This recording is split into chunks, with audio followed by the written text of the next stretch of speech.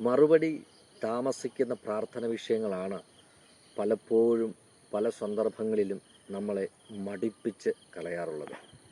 തിരുവചനത്തിൽ ശ്രദ്ധിച്ചു കഴിഞ്ഞാൽ കർത്താവ് പിറവിയിലെ കുരുടനായ ഒരു വ്യക്തിയെ സൗഖ്യമാക്കുന്നത് നമുക്ക് കാണാൻ കഴിയും.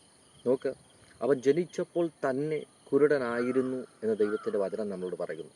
പല നിലവാരത്തിലുള്ള റിജക്ഷനുകൾ, പല നിലവാരത്തിലുള്ള ബുദ്ധിമുട്ടുകൾ ഈ അന്ധത നിമിത്തം താൻ തൻ്റെ ജീവിതത്തിൽ അനുഭവിച്ചെങ്കിലും ആ പിറവി കൊണ്ട് തനിക്കുണ്ടായ ആ ബലഹീനത കർത്താവിൻ്റെ കരത്തിൽ നിന്നുള്ള വിടുതൽ പ്രാപിച്ചപ്പോൾ ഇല്ലാതെയാകാനിടയായി. ആ വിടുതൽ തൻ്റെ കരത്തിലേക്ക് വരുവാൻ നാളുകൾ എടുത്തെങ്കിലും വിടുതൽ ലഭിച്ചു കഴിഞ്ഞപ്പോൾ ഞാനിങ്ങനെ വിശ്വസിക്കുന്നു, അവൻ കണ്ടത് ആദ്യം ആ കണ്ണുകൊണ്ട് കർത്താവിനെ അത്രയും.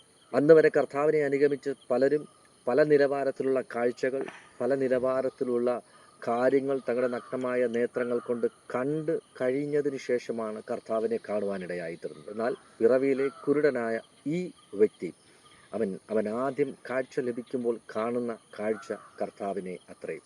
അവൻ്റെ വിടുതലിന് ഒരുപാട് താമസമുണ്ടായിരുന്നു. അവൻ അനുഭവിച്ച വ്യതകൾക്ക് അവസാനം വരുവാൻ ഒരുപാട് ടൈം എടുക്കാനിടയായിത്തീർന്നു. എന്നാൽ അവന് വിടുതൽ ലഭിച്ചപ്പോൾ അവൻ ആദ്യം കണ്ടത് കർത്താവിനെ അത്രയും.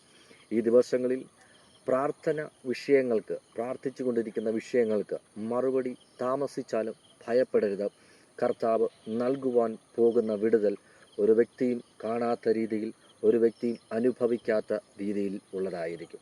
വിശ്വസിക്കുക, ഇന്ന് വരെ ഒരു മനുഷ്യനും കണ്ടിട്ടില്ലാത്ത നിലവാരത്തിലുള്ള വിടുതലുകൾ നിങ്ങൾ ഭാരപ്പെട്ടുകൊണ്ടിരിക്കുന്ന വിഷയത്തിന് മേൽ കർത്താവ് നൽകുവാൻ വേണ്ടി പോകുന്നു.